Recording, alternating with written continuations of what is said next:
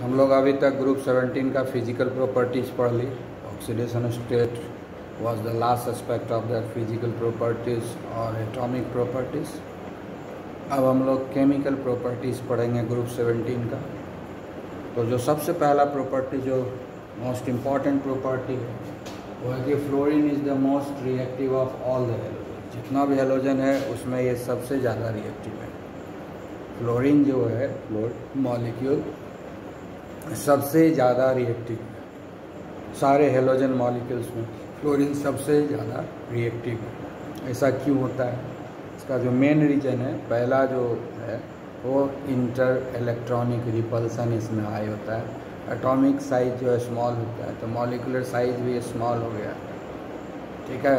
इसका जो orbital overlap कर रहा है वो भी स्मॉल है, उसमें इलेक्ट्रॉन नज़दीक नज़दीक आ गया, तो इंटर इलेक्ट्रॉनिक रिपल्सन क्या हो गया? हाई हो गया, क्योंकि इलेक्ट्रॉन नज़दीक नज़दीक रहने एकोमोडेशन मिला और नज़दीक इलेक्ट्रॉन रहेगा, कम जगह में इलेक्ट्रॉन रहेगा, तो इंटर इलेक्ट्रॉनिक रिपल्सन होगा। इसको कई बार हम एक्सप्लेन कर सकते हैं।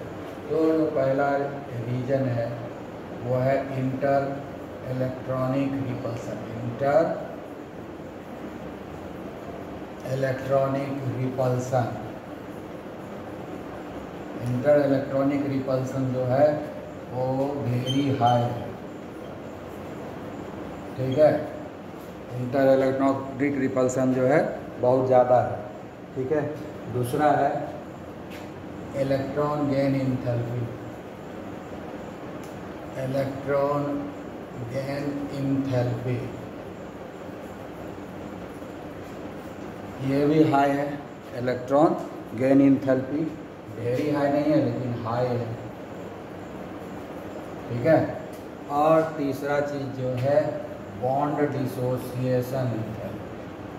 Bond dissociation enthalpy. Bond dissociation enthalpy क्या हुआ? Energy required to break the bond, energy required to break the fluorine fluorine bond. Fluorine molecule में फ्लोरीन फ्लोरीन बॉन्ड बनेगा ना, उसको ब्रेक करने के लिए जो एनर्जी चाहिए वो बहुत ही कम है, ठीक है, लो, ठीक है। तो ये तीनों फैक्टर बताता है कि इसका बॉन्ड जो है जल्दी टूट जाएगा। तो फ्लोरीन का बॉन्ड जब जल्दी टूटेगा तो जल्दी रिएक्शन में पार्टिसिपेट करेगा, आसानी से इसके बॉन्ड को तोड़ पाएंगे, आसानी से रिएक्शन में पार्टिसिपेट करेगा। इसीलिए कहते हैं कि fluorine is the most reactive among all the halogens, ठीक है। अब दूसरा है कि reactivity of the halogen decreases down the group 17। अब ग्रुप 17 में हम जब टॉप टू बॉटम आएंगे, क्लोरीन के बाद क्लोरीन आएगा, ब्रोमीन आएगा, आयोडीन आएगा, एसिटिन आएगा, तो टॉप टू बॉटम जब हम आएंगे ग्रुप 17 में तो रिएक्टिविटी जो है वो डिक्रीज़ करेगा।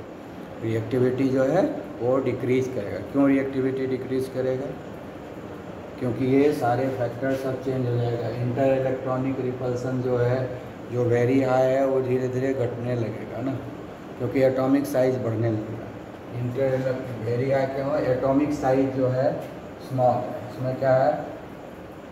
एटॉमिक साइज वेरी स्मॉल है, इसीलिए इंटर इलेक्ट्रॉनिक रिपल्सन ज़्यादा हो गया। तो अब यहाँ पर क्या होगा कि एटॉमिक साइज जो है जैसे जैसे नीचे आएंगे एटॉमिक साइज इंक्रीज करेगा, ठीक है। तो जब एटॉमिक साइज इंक्रीज करेगा तो इंटर इलेक्ट्रॉनिक रिपल्सन जो है घट जाएगा। इंटर इलेक्ट्रॉनिक रिपल्सन क्या हो जाएगा? डिक्रीज करेगा, ठीक है। इलेक्ट्रॉन गेन इंथैल्पी भी लो है। इलेक्ट्रॉन गेन इंथैल्पी हाई है, ये धीरे धीरे क्या होगा? डिक्रीज करेगा। इलेक्ट्रॉन गेन इंथैल्पी भी डिक्रीज करेगा और बॉन्ड डिसोसिएशन इंथैल्पी बढ़ने लगेगा। बॉन्ड डिसोसिएशन इंथैल्पी क्या होगा? इंक्रीज करने लगेगा, ठीक है, बॉन्ड डिसोसिएशन एंथैल्पी जो है इंक्रीज करने लगेगा। तो ये जो फैक्टर्स है यही इससे यह स्पष्ट हो जा रहा है कि जब टॉप टू बॉटम आएंगे तो बॉन्ड डिसोसिएशन एंथैल्पी चूँकि इंक्रीज कर रहा है तो बॉन्ड स्ट्रेंथ उसका बढ़ रहा है, ठीक है, तो रिएक्टिविटी उसका जो है घट जाएगा। इसलिए टॉप टू बॉटम जब बॉन्ड डिसोसिएशन एंथैल्पी के ऊपर डिपेंड करता है कि बॉन्ड कब टूटेगा नहीं टूटेगा। जितना कम बॉन्ड डिसोसिएशन एंथैल्पी उतना जल्दी वो बॉन्ड ब्रेक करता है, जितना ज़्यादा बॉन्ड डिसोसिएशन एंथैल्पी उतना लेट से वो ब्रेक करेगा, और जब तक ब्रेक नहीं करेगा तब तक वो रिएक्शन में पार्टिसिपेट नहीं करेगा। इसलिए क्या है कि इसमें जो है इसका जो रिएक्टिविटी है ग्रुप 17 एलिमेंट्स का टॉप टू बॉटम डिक्रीज करने लगता है, ठीक है, क्लियर। अब नेक्स्ट क्वेश्चन है the reactivity of the halogens are quite high in comparison to the common molecules like hydrogen nitrogen oxygen. Hydrogen nitrogen oxygen जो कॉमन एलिमेंट्स हैं नॉन मेटल्स में वो सबसे इसका रिएक्टिविटी हाई होता है, ठीक है। ऐसा क्यों होता है? उसका रीज़न बस एक ही है, बॉन्ड डिसोसिएशन एंथैल्पी देना है। ये सारे का बॉन्ड डिसोसिएशन एंथैल्पी जो है हाई होता है, फ्लोरीन का बॉन्ड डिसोसिएशन एंथैल्पी लो होता है। तो जिसका बॉन्ड डिसोसिएशन एंथैल्पी लो होगा उसका बॉन्ड जल्दी ब्रेक करेगा, और ये सब में बॉन्ड डिसोसिएशन एंथैल्पी हाई होता है। हाइड्रोजन का बॉन्ड डिसोसिएशन सिंगल बॉन्ड है फिर भी हाई है, इसमें तो ट्रिपल बॉन्ड है नाइट्रोजन में तो बॉन्ड डिसोसिएशन एंथैल्पी हाई होना ही है। इसमें डबल बॉन्ड है ऑक्सीजन में, बॉन्ड डिसोसिएशन एंथैल्पी हाई होगा ही। और फ्लोरीन में क्या है, बॉन्ड डिसोसिएशन एंथैल्पी जो है वो बहुत कम है क्योंकि इंटर इलेक्ट्रॉनिक रिपल्सन है, ठीक है ना। तो यहाँ पर बताना है फ्लोरीन बॉन्ड डिसोसिएट, फ्लोरीन में क्या होता है bond dissociation enthalpy very low है, ठीक है। और अदर्स में बॉन्ड डिसोसिएशन एंथैल्पी जो है हाई, ठीक है। अदर्स मतलब hydrogen nitrogen oxygen, hydrogen nitrogen oxygen को हम यहाँ अदर्स में लिखें, ये सब का बॉन्ड डिसोसिएशन एंथैल्पी हाई है। तो उसका बॉन्ड स्ट्रेंथ ज़्यादा हो गया, बॉन्ड जल्दी स्प्लिट नहीं करेगा इसलिए रिएक्टिविटी उसका कम हो जाएगा। और फ्लोरीन का बॉन्ड जल्दी ब्रेक करेगा इसलिए जल्दी रिएक्शन में पार्टिसिपेट करेगा, इसलिए उसका जो रिएक्टिविटी है वो ज़्यादा होगा, ठीक है। अब एक और क्वेश्चन है यहाँ पर, halogens are powerful oxidising agent. Halogens are powerful oxidising agent. Oxidising agent का मतलब क्या हो गया कि जो दूसरे को ऑक्सीडाइज करे और खुद रिड्यूस हो जाए, है ना। जो दूसरे को ऑक्सीडाइज करे और खुद रिड्यूस हो जाए। खुद रिड्यूस कब होगा? जब वो इलेक्ट्रॉन एक्सेप्ट करेगा। तो सारे हैलोजन का तो कैपेबिलिटी जो है -1 ऑक्सीडेशन स्टेट में जाने का वेरी हाई कैपेबिलिटी है। सारे हैलोजन का एक टेंडेंसी तो ये है ही -1 ऑक्सीडेशन स्टेट में वो आराम से जाता है, कोई दिक्कत नहीं होता है। वेरी हाई इलेक्ट्रोनेगेटिविटी होता है ग्रुप 17 एलिमेंट का, ठीक है, जिसके चलते ये एक इलेक्ट्रॉन को आसान की, चूँकि इसको एक ही इलेक्ट्रॉन एक्सेप्ट करना है तो एक इलेक्ट्रॉन एक्सेप्ट करना आसान होता है। तो एक इलेक्ट्रॉन एक्सेप्ट करके खुद रिड्यूस हो जाता है, तो जिसका इलेक्ट्रॉन इसने खींच लिया वो ऑक्सीडाइज हो गया। इसीलिए हैलोजन जितना भी होता है स्ट्रॉन्ग ऑक्सीडाइजिंग एजेंट होता है। All halogens are strong oxidising agent, क्योंकि हैलोजन को इलेक्ट्रॉन को पुल करने का कैपेसिटी है, इलेक्ट्रॉन को एक्सेप्ट करने का, है ना, हाई इलेक्ट्रॉन एक्सेप्टेंस प्रॉपर्टी। तो हैलोजन में क्या है, halogen has got high electron acceptance, high electron acceptance capability, ठीक है, हाई एक्सेप्टेंस। और जो हाई, इसी को तो हम लोग मतलब ऑक्सीडाइजिंग एजेंट किसको बोलते हैं? ऑक्सीडाइजिंग एजेंट वो है जो इलेक्ट्रॉन को एक्सेप्ट करे, ऑक्सीडाइजिंग एजेंट वो है जो इलेक्ट्रॉन को एक्सेप्ट करे। और सारे हैलोजन इलेक्ट्रॉन को एक्सेप्ट करता है, एक इलेक्ट्रॉन एक्सेप्ट करता है, और एक ही इलेक्ट्रॉन एक्सेप्ट करना है बहुत आसानी से वो एक्सेप्ट कर लेता है।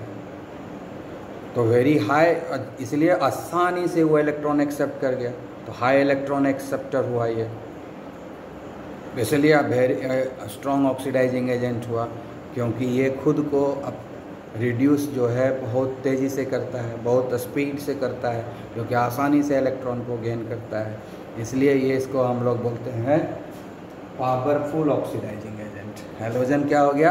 पावरफुल ऑक्सीडाइजिंग एजेंट, क्योंकि ये इलेक्ट्रॉन बहुत ही आसानी से एक्सेप्ट करता है, क्योंकि वेरी हाई इलेक्ट्रोनेगेटिविटी इसका होता है। ठीक है, क्लियर? हम लोग जो है एक्सप्लेन कर रहे थे halogens are powerful oxidising agent. तो ऑक्सीडाइजिंग एजेंट इसलिए है क्योंकि वो एक्सेप्ट करता है इलेक्ट्रॉन को और बहुत आसानी से एक्सेप्ट करता है। तो जो भी इलेक्ट्रॉन एक्सेप्टर होता है वो ऑक्सीडाइजिंग एजेंट होता है, जो एक्सेप्ट करता है वो खुद रिड्यूस होता है। उसको दूसरे तरीके से भी बोल सकते हैं, अगर इलेक्ट्रोकेमिस्ट्री के कॉन्सेप्ट को यूज़ करो, है ना, इलेक्ट्रोकेमिस्ट्री का कॉन्सेप्ट, वहाँ पर रिडक्शन पोटेंशियल पढ़ाया था। जिसका रिडक्शन पोटेंशियल ज़्यादा होता है वो उतना जल्दी इलेक्ट्रॉन को एक्सेप्ट करेगा, वो खुद जल्दी रिड्यूस होगा। तो हैलोजन का अगर देखोगे तो रिडक्शन पोटेंशियल भी बहुत हाई होता है। तो रिडक्शन पोटेंशियल चूँकि वेरी हाई होता है तो ये आसानी से रिड्यूस होता है, खुद जब रिड्यूस होगा तो दूसरे को ऑक्सीडाइज करेगा, इसलिए पावरफुल ऑक्सीडाइजिंग एजेंट होगा। तो दूसरा रीज़न इसमें भी ये भी दे सकते हो कि high reduction potential, high reduction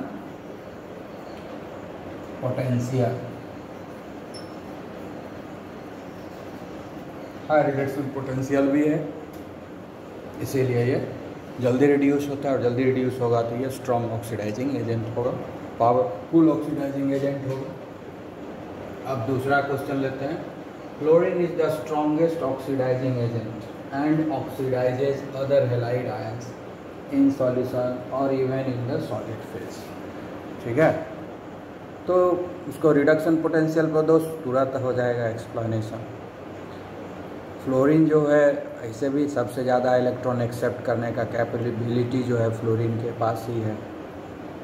fluorine के पास सबसे ज़्यादा कैपेबिलिटी है इलेक्ट्रॉन को एक्सेप्ट करने का। वेरी हाई इलेक्ट्रॉन एक्सेप्टर है, क्योंकि एटॉमिक साइज जो है उसका बहुत ही कम है।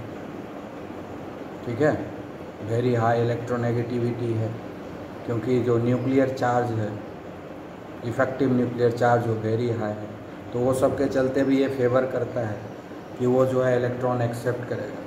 और बाकी जो हैलोजन्स है उससे भी अगर कंपैरिजन करोगे तो उसके कंपैरिजन में भी इसका इलेक्ट्रोनेगेटिविटी वेरी हाई होता है, एटॉमिक साइज वेरी लो होता है।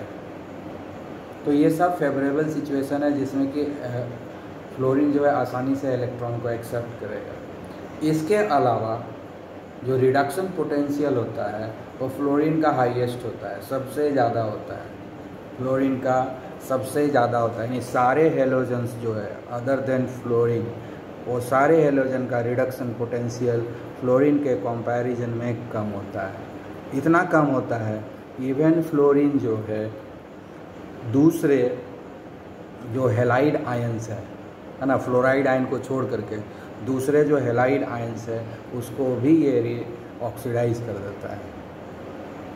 ठीक है, क्योंकि बाकी सारे का जो रिडक्शन पोटेंशियल है वो फ्लोरीन के रिडक्शन पोटेंशियल से कम है। तो जिसका रिडक्शन पोटेंशियल कम होता है वो ऑक्सीडाइज होता है, जिसका रिडक्शन पोटेंशियल कंपैरेटिवली ज़्यादा होता है वो रिड्यूस होता है। तो यहाँ पर फ्लोरीन रिड्यूस हो जाएगा और बाकी जो हैलाइड आयंस है वो ऑक्सीडाइज हो जाएगा। ठीक है, तो फ्लोरीन का क्या है? Very high reduction potential.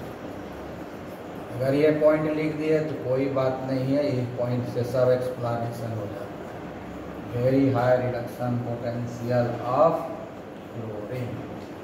ठीक है, फ्लोरीन का जो है हाई रिडक्शन पोटेंशियल है, जिसके कारण ये स्ट्रॉन्गेस्ट ऑक्सीडाइजिंग एजेंट है। ठीक है, क्योंकि सबसे ज़्यादा इस रिडक्शन पोटेंशियल इसी का, इससे ज़्यादा और किसी का नहीं होता है। स्ट्रॉन्गेस्ट ऑक्सीडाइजिंग एजेंट है, पावरफुल ऑक्सीडाइजिंग एजेंट है। ठीक है, ये इतना स्ट्रॉन्गेस्ट ऑक्सीडाइजिंग एजेंट है कि इवन जो दूसरे हेलाइड आयंस है, chloride ion, bromide ion, iodide ion, वो सारे को ये ऑक्सीडाइज कर देता है। ये सारे को ऑक्सीडाइज कर देता है सॉल्यूशन फेज में भी और सॉलिड फेज में, दोनों, इवन सॉलिड फेज में भी कर देता है। इतना ज़्यादा इसका रिडक्शन पोटेंशियल ज़्यादा है in comparison to other halogens. ठीक है, तो that is why the fluorine is the strongest oxidising agent and even oxidises the other halide ions. Clear? अब हम लोग चलते हैं। Oxidising power of the halogen decreases as we go down the group में। जैसे जैसे हम टॉप टू बॉटम आएंगे, है ना, ग्रुप में जैसे जैसे हम टॉप टू बॉटम आएंगे तो क्या होगा? जब टॉप टू बॉटम हम आएंगे तो इसमें एटॉमिक साइज इंक्रीज करेगा, तो इलेक्ट्रॉन को एक्सेप्ट करने का कैपेबिलिटी जो है डिक्रीज करेगा। तो इलेक्ट्रॉन को एक्सेप्ट करने का कैपेबिलिटी डिक्रीज क्यों करेगा? जैसे जैसे टॉप टू बॉटम आते हैं इफेक्टिव न्यूक्लियर चार्ज डिक्रीज हो जाता है ना। टॉप टू बॉटम जब आते हैं तो इफेक्टिव न्यूक्लियर चार्ज डिक्रीज हो जाता है, क्योंकि स्क्रीनिंग इफेक्ट जो है काफ़ी ज़्यादा बढ़ता है in comparison to the nuclear charge. Nuclear charge के कंपैरिजन में, न्यूक्लियर चार्ज के कंपैरिजन में जो है स्क्रीनिंग इफेक्ट और शील्डिंग इफेक्ट काफ़ी ज़्यादा बढ़ता है, जिसके कारण क्या होता है कि इफेक्टिव न्यूक्लियर चार्ज डिक्रीज कर देता है। तो इसलिए इलेक्ट्रॉन को एक्सेप्ट करने का कैपेबिलिटी घट जाएगा, क्योंकि फोर्स ऑफ अट्रैक्शन जो है न्यूक्लियस और इलेक्ट्रॉन क्लाउड के बीच में घट जाएगा। इसलिए जैसे जैसे टॉप टू बॉटम आएंगे टेंडेंसी टू एक्सेप्ट इलेक्ट्रॉन घट रहा है, यानी इलेक्ट्रोनेगेटिविटी घट रहा है। तो जब इलेक्ट्रोनेगेटिविटी घटेगा तो इसका ऑक्सीडाइजिंग पावर भी घटेगा, क्योंकि रिड्यूस होने की कैपेबिलिटी घटेगा। दूसरे तरीके से हम एक्सप्लेन कर सकते हैं रिडक्शन पोटेंशियल के आधार पर। जैसे जैसे टॉप टू बॉटम हम जा रहे हैं रिडक्शन पोटेंशियल डिक्रीज कर रहे हैं। ठीक है, जैसे जैसे टॉप टू बॉटम जा रहे हैं रिडक्शन पोटेंशियल डिक्रीज हो रहा है। जब रिडक्शन पोटेंशियल डिक्रीज होगा तो रिड्यूस होने का कैपेबिलिटी घट जाएगा, तो दूसरे को ऑक्सीडाइज करने का कैपेबिलिटी भी घटेगा। तो इसीलिए टॉप टू बॉटम जब हम ग्रुप 17 में मूव करते हैं तो ऑक्सीडाइजिंग पावर जो है हैलोजन का वो डिक्रीज करता है। ठीक है, तो आंसर क्या हो गया कि रिडक्शन पोटेंशियल